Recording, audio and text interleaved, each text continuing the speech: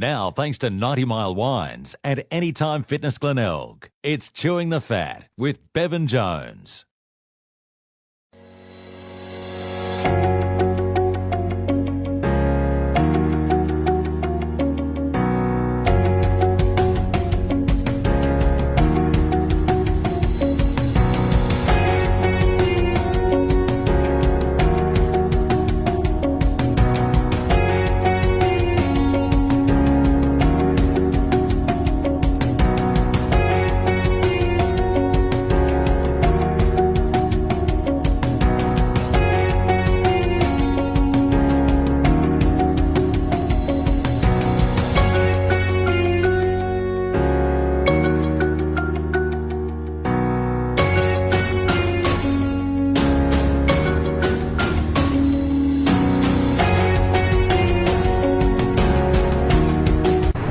Well, g'day and welcome to another edition of Chewing the Fat, and the 2019 Sanford Premiers from last weekend, of course, are the Bays. And who better to talk about it than the man who started in the grand final, who kicked 3 sausage rolls.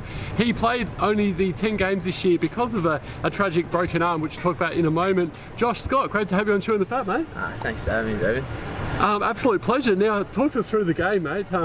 You know, obviously going in as underdogs with the Maggies winning by 4 points a couple of weeks earlier. Yep. How'd you guys do it, and what a feeling it must have been for you? Yeah, it was an unreal feeling. Even though we lost the first final, we're still really confident because we didn't play anywhere near our best that first final, but yet we still was so close and only a kick away. So we're still pretty confident, and that extra game under our belt in Adelaide Oval, just getting that experience out there.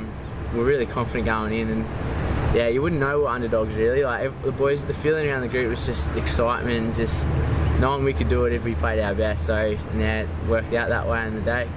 And playing in front of such a massive crowd, 39,000 as well, and get the job done. What an amazing feeling it must have been for you and the boys. Oh, definitely. It's like all the support we've got, just like on Facebook and messages during the week from the supporters. You don't understand like how much it means to them until it's actually happened. So like, yeah, it's been unreal. So the boys are stoked and looking to do it again next year now. And the after-match celebrations, got to talk about who the best on ground was. I've heard that you like mind a few beers as well, Joshy, but who are some of the other boys that got around it as well? I have a few every now and then. Michael Verge right up there, so his first year at the club, coming out with the Premiership, so he celebrated pretty hard. Liam McBean had a great year, so he topped that off field as well. But all together it was really good because majority of the boys stuck together for the few days after. So yeah, it was just good to spend some time together and relax and have a few beers, which is good.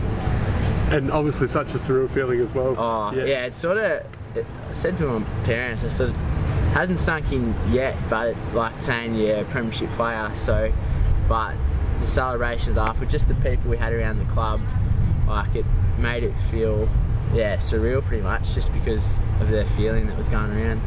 And some pretty amazing story yourself as well, we spoke about just a moment ago. Round 3 you broke your arm in that draw with South Adelaide, then you had another setback with your arm during the season. Did you feel as though you might struggle to make the grand final this year, and you know, it must be such an amazing feeling you actually got to play in the grand final and win it as well?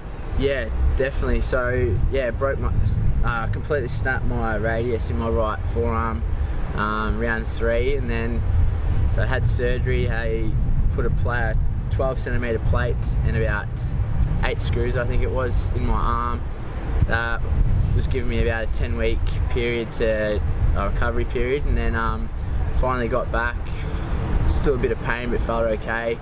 Played 3 games, and then against Central Districts here, actually, someone landed. Pretty much the exact same incident happened again, and it felt a bit weird. Woke up, thought I'd done it again, got an x-ray, nothing showed up.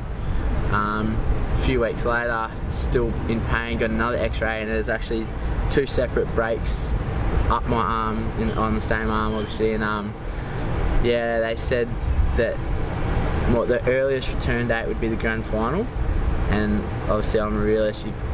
If you miss that much time, you're not going to bring in a player that hasn't played for that long for the granny. So for that next few weeks, I spoke to Stoney and the club, sort of weighing up, do I get everything sorted and get it ready for next year, or do I try and give it a big crack and hope it heals quicker? And we all sort of agreed that I'd give it a big crack, and yeah, it ended up working out that I could get it to. I got my arm to 70%, and that guard took a few weeks off as well, and got back for the last round, which was unreal. And yeah, the rest happened. Rest is history. Yes. Yeah. Yep. Yeah. So I got so there were actually 2 screws through the nerve as well, which I'll get that sorted. But yeah. It's all worthwhile when you want to got a premiership day in early. Nah, exactly. Now let's talk about your season as well, because the Bays last year just missed out in the finals. You know, and you won those last 6 in a row the season before, so you're heading in some pretty good form, which you've taken into this season, of course, as well. But what was the big turnaround?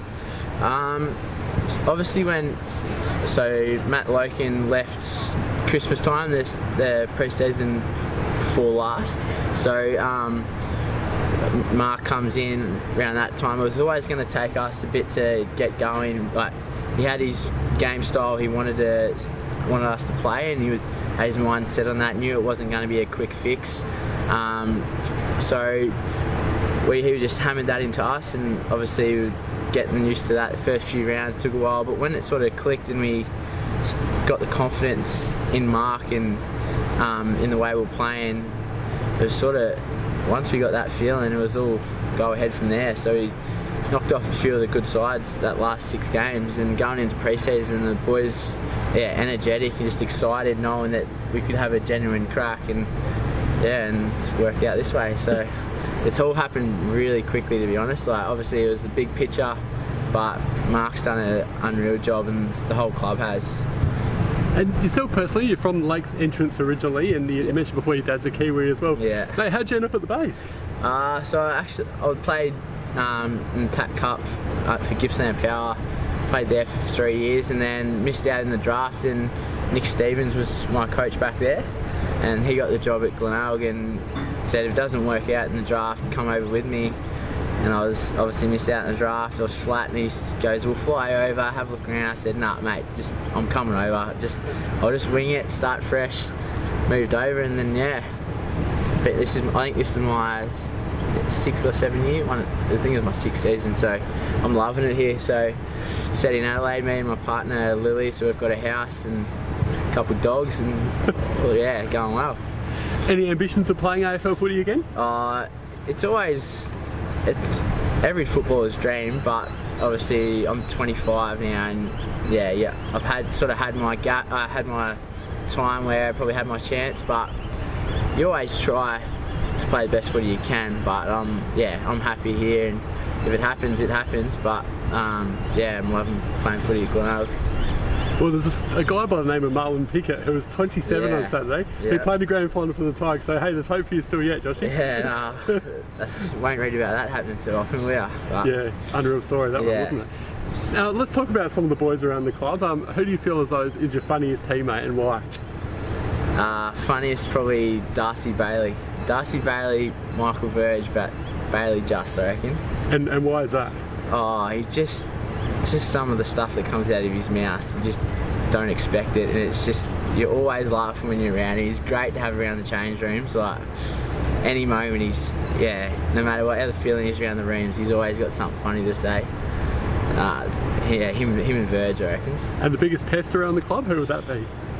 Biggest pest? I've said his name a couple times, but Michael Verge. He's that much of a pest. That's why he's funny. And Ben Sawford as well. Yeah. Now, Maxi Prouds, I spoke to a few weeks ago, and he's a pretty damn good defender. You spent a fair bit of time, I can imagine, playing on him at training. Did he give you a few ear massages like the old Danny Frawley used to do? I'm pretty lucky, actually. The last thing Mark says when we go out, defenders on forwards, he says is, defenders just hold back a bit, we don't want to get any injuries. So the last thing I remind Max when we're going out is, remember, he just said just hold back a bit, you don't have to come around. So he's a good defender, and there's always good battles between our forwards and our backs. Obviously we've got 3 decent forwards, and we've got I think the best defenders in the comp in our back line, so it's always good when it comes to match sim. It's good good challenge.